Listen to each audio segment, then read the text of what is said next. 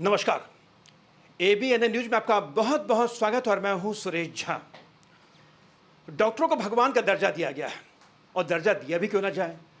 जब आदमी बीमार होता है, जब उसकी आखिरी उम्मीद डॉक्टरों पर ही डिपेंड होती है और जब डॉक्टरों को लेकर उनको जो भगवान का दर्जा दिया जाता है तो कहीं ना कहीं ये कहते हैं कि डॉक्टर वाकई भगवान होते हैं।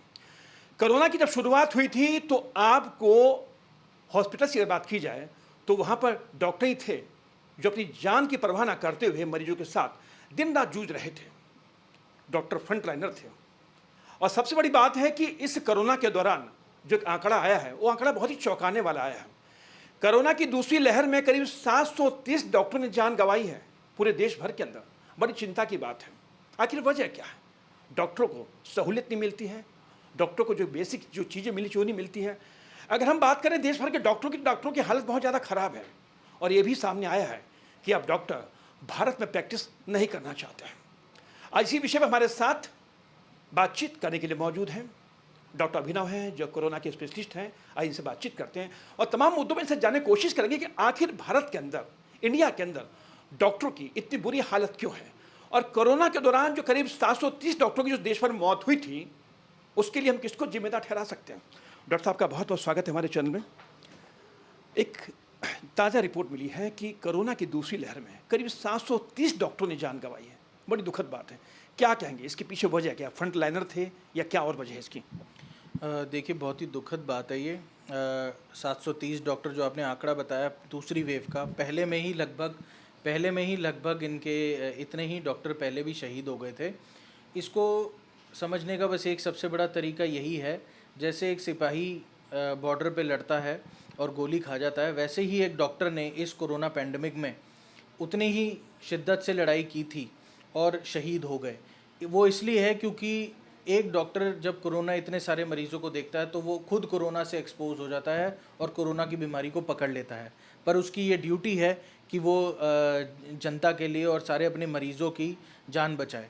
तो इसी जान बचाने के चक्कर में डॉक्टर की खुद भी मौतें इसलिए इतनी ज़्यादा हुई हैं क्योंकि देश भर के जितने डॉक्टर थे, क्योंकि इस वक्त डॉक्टरों की जो बीमारी थी उसने लोगों को ज़्यादा पकड़ रहा था और हमारे पास उतने डॉक्टर नहीं थे, तो हर डॉक्टर को अपनी ड्यूटी निभानी थी कि इस कोरोना काल में उसने काम करना है। तो सारे सरकारी डॉक्टर, सारे प्राइवेट डॉक्टर इस टाइम पे लग गए थे कि जितनी हम जानें बचा सकें वो हम बचा सकें। तो उसी स्थिति में चाहे वो आईसीयू का डॉक्टर हो, चाहे वो प्राइमरी हेल्थ सेंटर पे एक डॉक्टर बैठा है, वो सारों का रिस्क जो एक्सपोजर का था वो इतना ज़्यादा था कि डॉक्टर वैक्सीन लगाने के बावजूद भी, 2 डोज लगाने के बावजूद भी इतनी मौतें हुई हैं। तो ये एक चिंता का विषय इसलिए है कि बीमारी भी इतनी तेज़ से फैली, सेकेंड वेव में उसने इतने लोगों को पकड़ा और इतनी सीवियर हुई कि उसमें इतने डॉक्टर भी शहीद हो गए।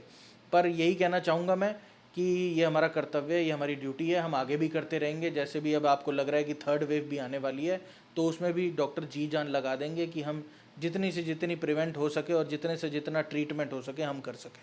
जी डॉक्टर साहब, आपने बताया कि कोरोना महामारी के दौरान डॉक्टर ही थे जो फ्रंट लाइनर थे और होना भी चाहिए था क्योंकि डॉक्टर के अलावा और कोई चारा नहीं था क्योंकि वही सबसे आगे थे। लेकिन सर दूसरी जो आपको बताने जा रहा हूँ, जो दूसरी जो मेरे पास इन्फॉर्मेशन है कि ये पता चला कि इंडिया के अंदर डॉक्टर जो प्रैक्टिस नहीं करना चाहते, बड़ी वैसी बात है, अगर देखा जाए तो बड़ी गंभीर इशू है इसको। तो क्या सरकार इसको नज़रअंदाज करती है या सरकार इसको गंभीरता से नहीं ले रही है और क्या वजह है कि अब डॉक्टर इंडिया में प्रैक्टिस नहीं करना चाहते हैं? देखिए, इसका एक मैं आपको सबसे इम्पोर्टेंट एक एग्जांपल देना चाहता हूँ। अमेरिका का हेल्थ केयर बजट का 16 अब अमेरिका के बजट का 16% हेल्थ केयर को जाता है, जबकि अब भारत का अगर आप देखेंगे आंकड़ा तो भारत का बजट में से सिर्फ 1.1% हेल्थ केयर को दिया जाता है। इस कोरोना काल ने ये तो अब आप सबको समझा दिया है कि हेल्थ केयर हमारे लिए कितना इम्पोर्टेंट है। तो अगर सरकार ये नहीं सोचेंगी कि हमें हेल्थ केयर बजट को बढ़ाना है, हमें इक्विपमेंट्स, हमें स्टाफ, नर्सिंग स्टाफ, हमें डॉक्टर्स, अगर आप डॉक्टर पेशेंट रेशो भी देखेंगे तो एक डॉक्टर 1000 से ऊपर मरीज़ों का पेशेंट रेशियो चलता है हमारे देश में। तो ये भी एक गंभीर स्थिति है।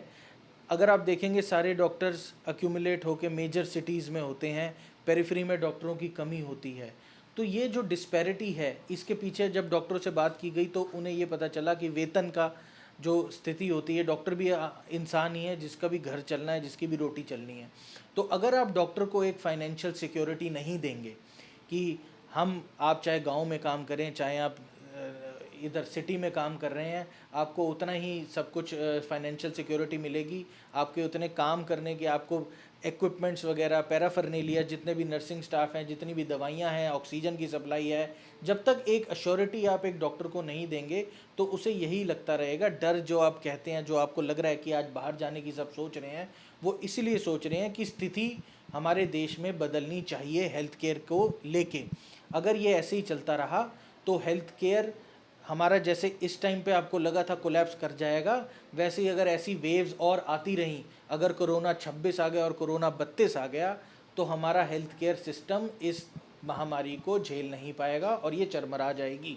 डॉक्टर साहब, ये तो आपने सही बताया कि महामारी थी, पहली वेव आई, देखी हमने, दूसरी वेव भी देखी, तीसरी वेव का हम लोग इंतजार करें। अगर यही हालत रहा और डॉक्टरों के संग अगर ऐसे ही मतलब कि उनका रवैया रहा डॉक्टरों के प्रति सरकार का, तो आने वाले दिनों में क्या कोई डॉक्टर बनना पसंद करेगा?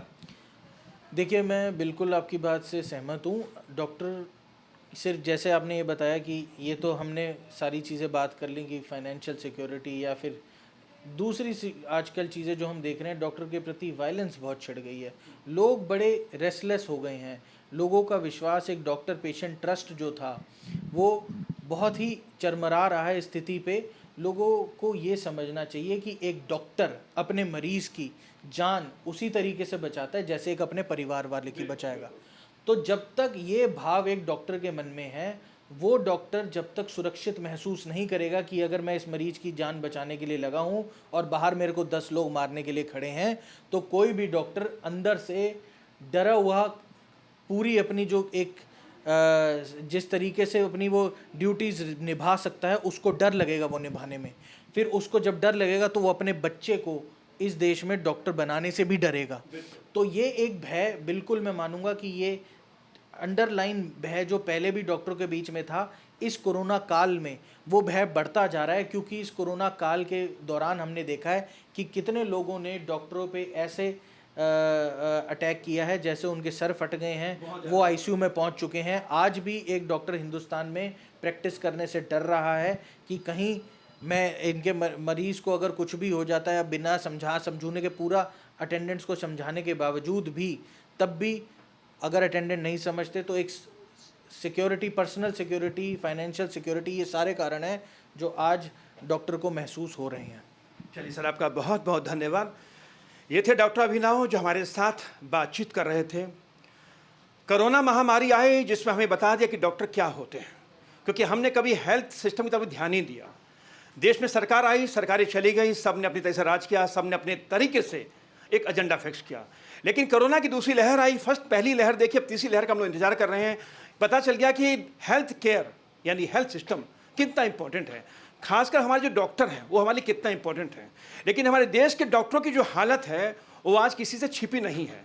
सरकारों के उदासीन रवैये की वजह से और डॉक्टर का पेशा लोग करने से कतराते हैं। इसके साथ ही अब लोग भारत में अगर डॉक्टर बन भी जाते हैं तो लोग भारत में प्रैक्टिस करना नहीं चाहते। तमाम तरह की रीजन है और सबसे बड़ा रीजन है उनकी आर्थिक तंगी। क्योंकि सरकार तो अपनी तरफ से वादे कर देती है, लेकिन वादे पूरे जब नहीं होते तो उसका खामियाजा उन तमाम डॉक्टरों को भुगतना पड़ता है जो डॉक्टर आपके लिए जी जान लगाते। कोरोना की पहली लहर जिसमें करीब 748 डॉक्टरों की मौत हुई थी, कोरोना की दूसरी लहर में करीब 730 डॉक्टरों की देश भर में मौत हुई है। और अगर हम आपको और ज़्यादा जानकारी दें तो करीब बिहार के अंदर 115 डॉक्टर मरे हैं, 115 डॉक्टर। दिल्ली में 109 डॉक्टरों की मौत हुई है।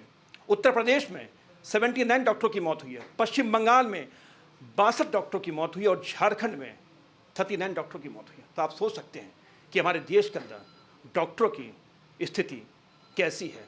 तो सरकार को कहीं ना कहीं समझना चाहिए, सोचना चाहिए कि उनको अपने कहाँ पे उनको खर्च करना और डॉक्टरों को जो दर्जा मिलना चाहिए और डॉक्टरों को दर्जा देने में अगर सरकार कोताही बरतती है तो ये बहुत ही शर्मनाक बात है। कैंपा से राहुल के साथ सुरेश झा, ABN न्यूज, दिल्ली।